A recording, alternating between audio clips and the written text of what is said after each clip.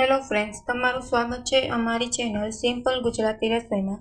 તો આજે આપણે બનાવવાનો છે મમરાનો એકદમ નવો નાસ્તો। ખૂબ જ ઓછા તેલમાં અને ખૂબ જ ઓછા સમયમાં બનીને આ નાસ્તો તૈયાર થઈ જાય છે અને એટલો ટેસ્ટમાં ચટપટો બનીને તૈયાર થાય છે ને કે ખૂબ જ ખાવાની મજા પડે છે। તો ચાલો બનાવવાનું શરૂ કરીએ। તો અહીં મેં 2 બાઉલ જેટલા મમરા લઈ લીધા છે। હવે આ મમરાને આપણે પાણી એડ કરીને પલાળી દેવાના છે। સારી રીતના પાણીમાં મમરાને કોટિંગ કરી લેશું, જેથી મમરા છે ને તે સારી રીતના પાણીમાં પલળી જાય।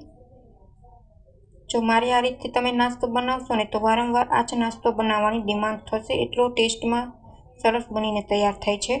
હવે મમરાને મેં આવી રીતના કોટિંગ કરીને આવી રીતના ચાળણીમાં ચાળી લીધા છે। હવે આ મમરાને આપણે 2 થી 3 મિનિટ સુધી સૂકવવા દઈશું, જેથી પાણીનો ભાગ છે ને તે મમરામાં સારી રીતના શોષાઈ જાય અને મમરા છે તે એકદમ છૂટા છૂટા પડી જાય। હવે આપણે એક બર્તન લઈ લીધું છે, તેમાં 3 ચમચી જેટલું તેલ લીધું છે।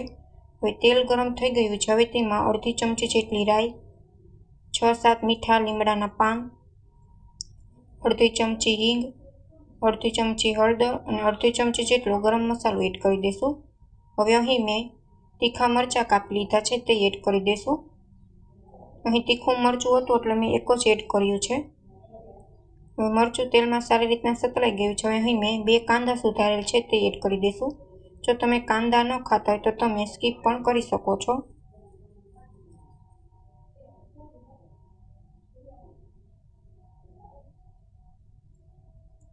હવે કાંદા તેલમાં સારી રીતના સતળાઈ ગયા છે। હવે આપણે ટામેટા એડ કરી દઈશું।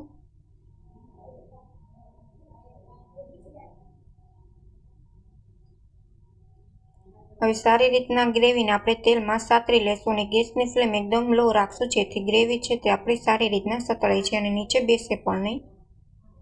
આ ભેળ છે ને તે ફક્ત 5 જ મિનિટમાં બનીને તૈયાર થઈ જાય છે। હવે સ્વાદ અનુસાર આપણે મીઠું એડ કરી દઈશું।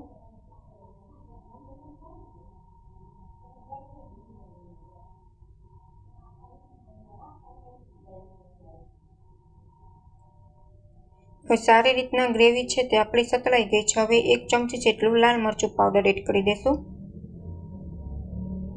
અને 1 ચમચી જેટલું ધાણા જીરું પાવડર એડ કરી દઈશું। હવે ગ્રેવી આપણી તેલમાં સારી રીતના સતળાઈ ગઈ છે। હવે આપણે જે મમરા પલાળેલ હતા ને તે એડ કરી દઈશું। મમરા છે તે 3 મિનિટ સુધી પલાળીને રાખ્યા છે, સરસ છૂટા છૂટા પલળીને તૈયાર થઈ ગયા છે। તમે જોઈ શકો છો એકદમ મમરા છે તે છૂટા છૂટા છે।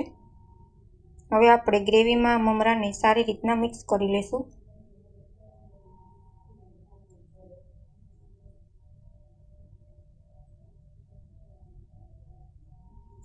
હવે મમરાને ગ્રેવી સારી રીતના મિક્સ થઈ ગયા છે। હવે ઉપરથી આપણે લીંબુનો રસ એડ કરી દઈશું। લીંબુનો રસ એડ કરવાથી આપણી આ ચાટ છે ને તે એકદમ ચટપટી બનીને તૈયાર થાય છે।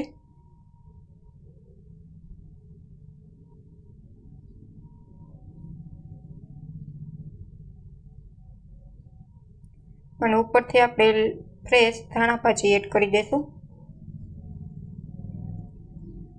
હવે સારી રીતના મિક્સ કરી લેશું।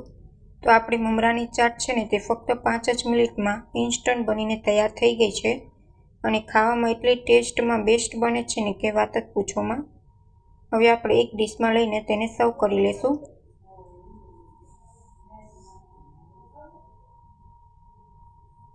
હવે આપણે પ્લેટમાં સર્વ કરી લેશું।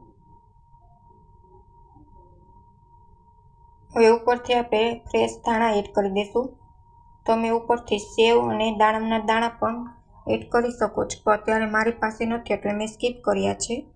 તો આપણી મમરાની ચટપટી ચાટ બનીને તૈયાર છે। Thank you for my watching video.